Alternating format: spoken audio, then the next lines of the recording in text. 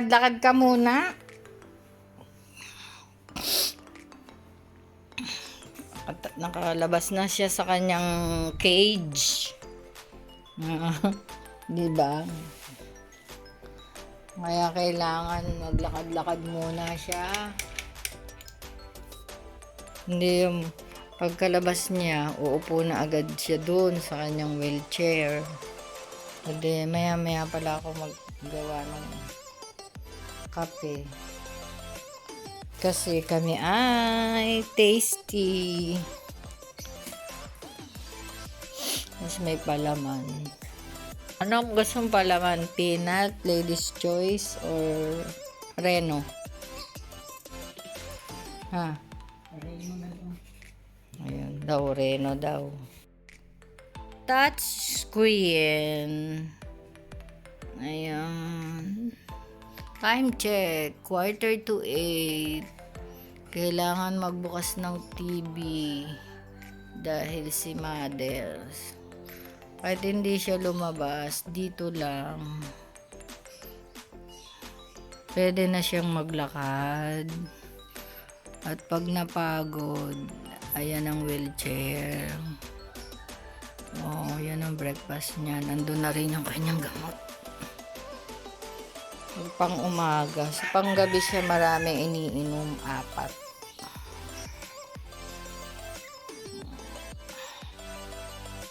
Kasi ito 3 times a day. Ito naman si Losartan, morning lang. Tapos ito Aki din, morning and evening.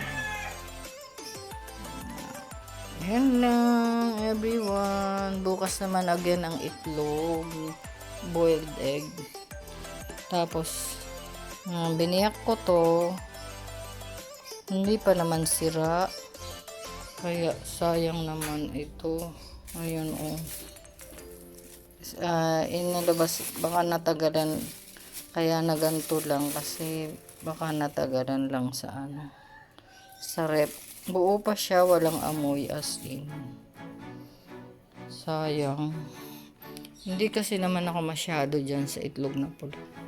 Naglalagay lang ako ng ganyan sa rep. Ano lang, 2, 3 nung kami ni Bea. Tapos pag nakita ni Bea merong ganun, tsaka madalang, hindi yung linggo-linggong palengke ko doon, hindi kami nag-iitlog ng pula. Very madalang dahil doon ang itlog na pula ay ginto ang presyo.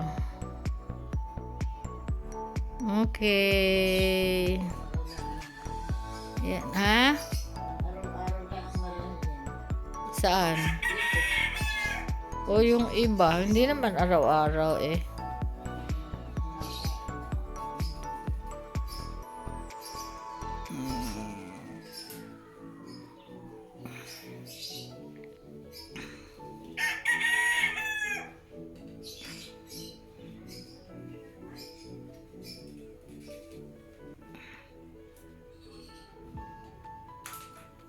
Ganyan siya eh. Oh, nakakalakad naman siya eh. Basta may ganun oh. Nasilay na naman siya sa wheelchair niya. Nagbaplano na naman siyang umupo agad.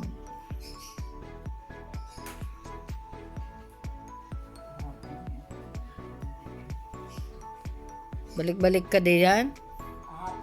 Saan? Naghanap kami ng bahay na pwedeng anuhin.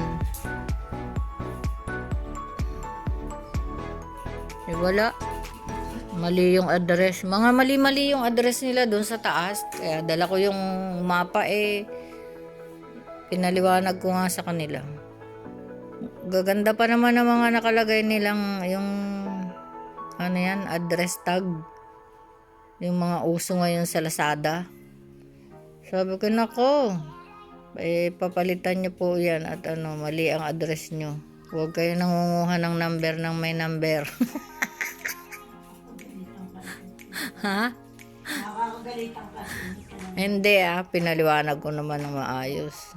Sabi ko, ganito po kasi yan, nung lumipat kami dito, eto ang binigay ng CDI sa akin, ang mapa, kasama sa Xerox na titulo.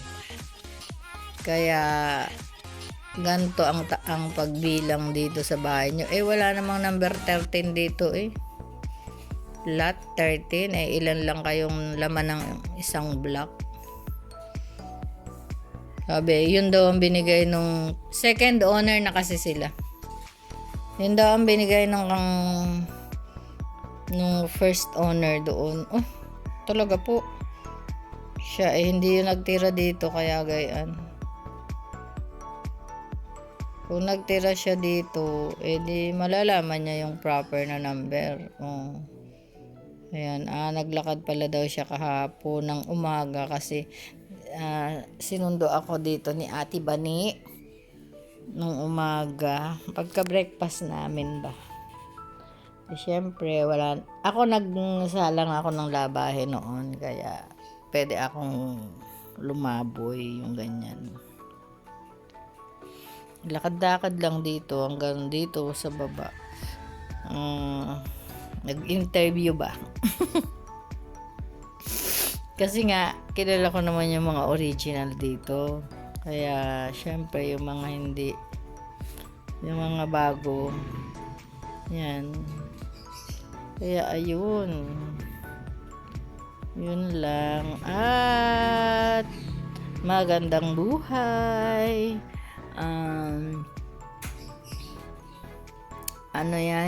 Ngayon ay Huwebes na, 25th of January. Birthday ni Tatay! Happy birthday, Tatay! 25 na nga ngayon, Huwebes. Tingnan niyo si nanay ko, hindi niya na alam. Nakakalimutan na niya yung date. Ngayong araw na to, yung ganyan. Kaya, araw-araw, nagsasabi ako ng ganun. Today is Thursday, 25th of January. Birthday ni Tatay. Pero since wala na siya, so no need to celebrate. Pag-pray niya na lang ang kanyang kaluluwa.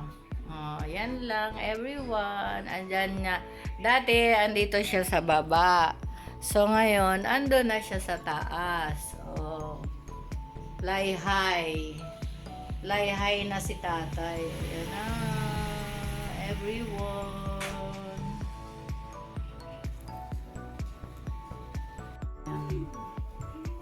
Time check.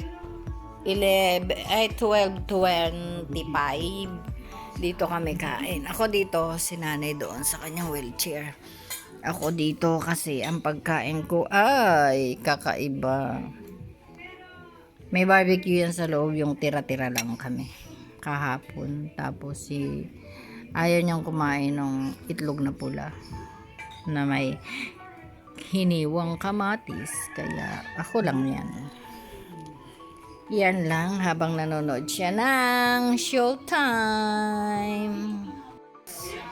Ayan, tapos nang magbayo si inay. Yun, ako, nagpupunas na ng Borles queen na naman, are. Nagpupunas ng kanyang ilalim ng akyat ako sa taas. Ayan, grabe. Ang nangyari sa hangin. Winas out niya yung aking net. Ito, sobrang lakas ng hangin dito. 2 araw na hanggang kagabi. Kaya ayan, yun lang everyone. At ako ay magdidilig ako.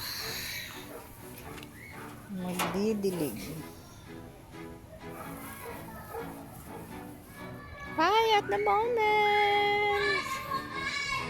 Kaya nga tinatanong ko sa iyo, i-google ko pa. Ayun, nagdi-dinner siya sa kanya sotanghon. Akin chicken noodles. And time check is 8 in the evening. Late kami kasi nagtupi-tupi ako.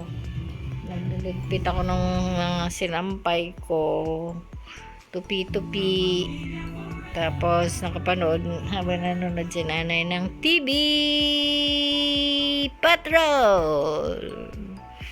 And then tanggol na. Maya-maya lang. Kaya ayun, yun lang. Good evening everyone. It's dinner time. Late dinner na pag ganitong alas 8 na kami. Kasi, yun lang everyone. Later again.